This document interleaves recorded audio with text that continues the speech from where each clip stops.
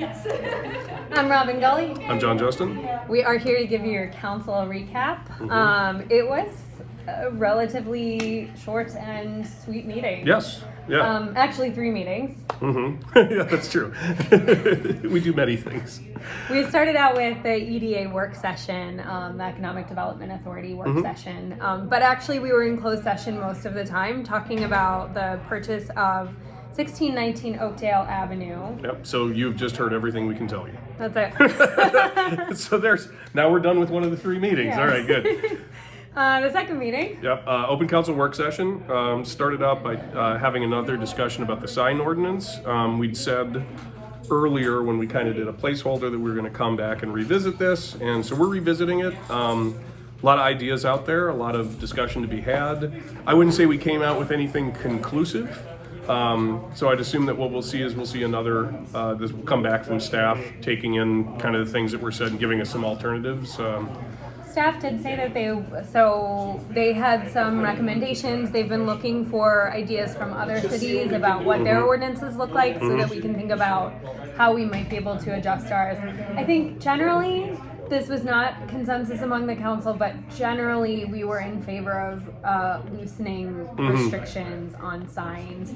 But yeah, and I can say that at least my thought, or what I suggested, was looking at a square footage limitation and less about the quantity, because I feel like it's difficult to just pick a number that's an appropriate number of signs, but you can have some control that you can have this much square footage of signs, and if it's 3 small signs, if it's 1 large sign, I think that fits the intent that I hear from the public. So that was my recommendation, and where that turns up, I don't know, and I guess we'll see. One thing that did come up that I think is always really interesting and important to think about tonight is just that every time we have an election cycle, all of our sign restrictions go away.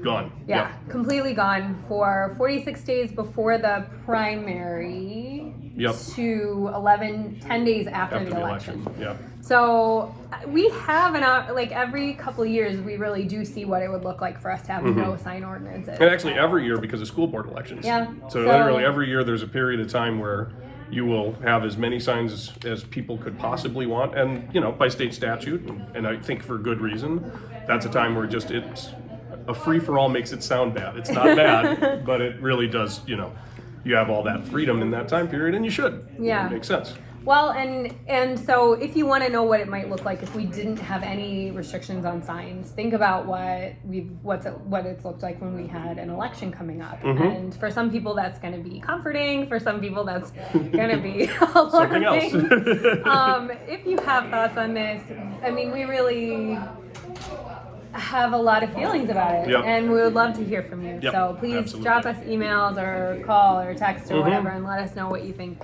And we will continue to take it under advisement and think about how we can make this work for our city. Yep, we want to synthesize everybody's needs as best we can. We don't have a hill to die on either side. We really want the citizens to kind of lead us in what we want for this, and that's what it's all about. Definitely. And then we had a quick strategic plan review. Yes. And we had to roll through that fast because we had a limited amount of time. It's what we worked on a couple Saturdays ago. And so there is a 1-page summary in the agenda packet that you can get. So if you want to see what those strategic plans are and the goals and the outcomes and all of that stuff, it's only 1 page. It's still dry, but it's not that dry. But that would be a good way if you're curious about kind of the large-scale direction that we're looking at. You can see it right there. Yeah, so that's in the open council work session packet. And again, it's just on the page, website. So on the website, really easy to check it out. And then we went into the council meeting. So on the council meeting, there wasn't a lot that we hadn't talked about before. So we'll go over it, but you'll hear a lot of stuff that we've talked about the last couple of times. I wanted to throw, sorry, I'm jumping in a couple times. I wanted to throw a couple things in from the comments that we had, the council comments that we had. We are once again doing the Weyland Water Challenge, the Mayor's There should be information on the website on where you can go to sign up for that. It's a pledge to just not use as much water. There's a bunch of things you can tick. it is a competition. We all love competitions. And so if we get more, we go up in the ranks. And we were third one year. Yeah. So, you know, we could be first. That'd be cool. So we could be first. So go and take the water challenge. It literally takes 5 minutes. It's no big deal. And even if it doesn't change anything about what you're actually doing, it's really helpful to think about ways that it's a good way to be reminded of what you can do and, you know, to conserve water. And we all need that. Water is an important resource and have a limited amount. Yes. But we do hope that it will change your behavior. Oh, yes, Conserve absolutely. water Even just thinking about it, I think, changes behaviors. Yeah, And that's what we're looking for. So. We're so excited to welcome a scout troop to the meeting tonight. They were getting a merit badge for civic engagement, I think. And it was really cool. There were a ton of them out there. It was awesome. And we got some really nice questions, and they were enthusiastic and taking notes and paying attention. So that was pretty cool. Yes, and I would try to remember the number of the troop, but I'm going to fail miserably, so I'm not going to try. 7624. Oh, probably wrong. I think that was something like that. Well, thanks for coming. Sorry about the number. I didn't memorize it. But we were really glad to see them there. Yep, absolutely. And just a note, anyone who wants to come to these council meetings, please, we would love to have you. We really like having a lot of folks in the house. Yep. Okay, so on to things that we talked about. So we had final readings on the Charter Commission recommendations. We talked about those last time, but essentially they were bringing us sort of into 2022. Yeah, for some purchasing items and things like that, where we had rules about, you know, caps of what money can be spent, and it really hadn't even kept pace with inflation. And it does allow a lot more leeway when there are things that staff has to do quickly, and they're not really controversial items for purchase. They don't have to wait until they can put it through the council. And I have faith in staff that they're watching every penny the way that they should be. So absolutely. But if you do want the details on those charter amendments, you can look in the packet this time, look back at our last discussion, and you'll get all that. We also had we had a final reading on our redistricting. We're redistricted. We are redistricted. Officially now. So the city talked about having folks go out and literally knock on doors and talk to neighbors. One of the biggest challenges with any redistricting is that if you switched wards or precincts, you're gonna have to go to a new place to vote. So we wanna make sure that everyone knows where they vote. And so the city's gonna try a couple of different ways to reach out to people. But if you have any questions about where you're gonna vote, please reach out to us. Right here. Happy to do it. I've looked at this map a lot. I know where you... And we would be happy to tell you where you vote and make sure that you have a ride to get there. Yes, again. exactly. So, And those polling places are still yet to be determined at this point. We don't expect to see any major changes. I think we'll be in the same spots that have traditionally been our polling places. And where we do have people moving into a different ward, we didn't move it to a point where you're going to have to cross the city to get to your new polling place. It's actually going to be probably almost equidistant to where you have been going. We're trying to make this as easy. We want everybody to vote as much as possible. Yeah. So, nothing we want to do is a roadblock. And I actually want to give a huge shout out to our Charter Commission, who intentionally redrew the lines in a way that it wouldn't make it harder for people to vote. Yep. So they were very conscious of the fact that of not wanting people to have to go further to a polling location. So even if you switched precincts, you should find that your new polling location is about the same distance to your house. And it was, I know for a fact, it had to be a ton of work. It's a lot of moving pieces. It's hard to do this. It's not as simple as just picking numbers out of a hat. You have to have a lot of consideration. So I'd applaud the Charter Commission on their work on that. It's really impressive. Yeah. I couldn't do it. I'm dumb. They did a great job. Yes, and they we're did. really grateful for them. And then we had a first reading on an ordinance amending off-street loading and unloading regulations. I can do this one because Yeah. it's a planning commission thing. So basically what we have is, we have industrial areas, and in the industrial areas we had a prescription on the idea of having loading docks on the front yard and the side yard of those on the things that face streets. And although that's a good idea because we don't want to create unpleasant things for anybody, what we've learned is there were 9 areas that already weren't conforming to these rules anyway that nobody's ever complained about.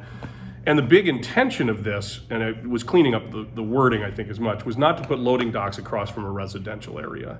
And so what we've got is we've redrawn it so loading docks in the front or side yard would be allowed as long as they are facing to another industrial area, not if they're facing residential. So really what you're doing is, one industrial area might be looking at loading docks across the street. That's never going to be an issue. We don't want single-family homes or multi-family homes looking across at a loading dock. It's not the worst thing in the world, but it's just, it's a nice thing to do for the residents. And so that will still be protected. There won't be an example of that changing. You're not going to look across the street at a loading dock or anything like that. But yeah, so I think it's a real logical move, and I think we're just kind of playing catch up on the realities of the situation. So yeah. And then we had a site plan review for the expansion of the ice arena. So once again, so you've heard us talk about this, I think at least 2 or 3 times already, but we're planning on expanding the ice arena to add locker rooms, to add offices for the coaches, and to add a training space. Yep. And so it's a big deal. It's been a long time since our ice arena was updated, and it'll make a big difference for the players who use it. Yep. So we're all, I think, generally supportive of the expansion of the ice arena and feel like it's a good thing to do. And also, the hockey boosters put a huge amount of effort into getting this absolutely done, and money. Yes. So they're paying for a lot of the expansion, which is wonderful. The city's contribution is incredibly minimal, actually. I mean, it really just comes down to us spending money on the parking lot, which is really our responsibility. Right. But a lot of this expansion will all be retained by the city's money. We won't be. Yeah. So it's a good deal. It's a really good deal for us, I think. I think it's going to be a great. Yeah. And the trailers that have been sitting out there that have had to serve as locker rooms will vanish, which, speaking of unattractive, loading docks and trailers, not big on the list of, sightline amenities. Yeah. So that'll be going that way. Totally. And then this is totally related to that. We approved the purchase of rooftop units for the ice arena. Yep. With the idea that we want it to be ready for use as soon as possible. Yeah, it takes, right now, as you may know, there's supply chain problems, and so rooftop units, I think they were saying it's 28 weeks out. And if you start doing the math on when hockey happens and ice skating happens, 28 weeks, it could get real nerve-wracking. So, and there was a follow-up that if for some reason this whole thing doesn't work, these would either be stored to the point where it would work, or they would be eminently sellable because people will want to wait 28 weeks to get a rooftop AC unit. So, so it was a pretty easy decision on that one. I think it was just under $50,000 to purchase the 3 of them, from what I recall. So and then hopefully it'll be ready for hockey season. Yep, 2022. 2022.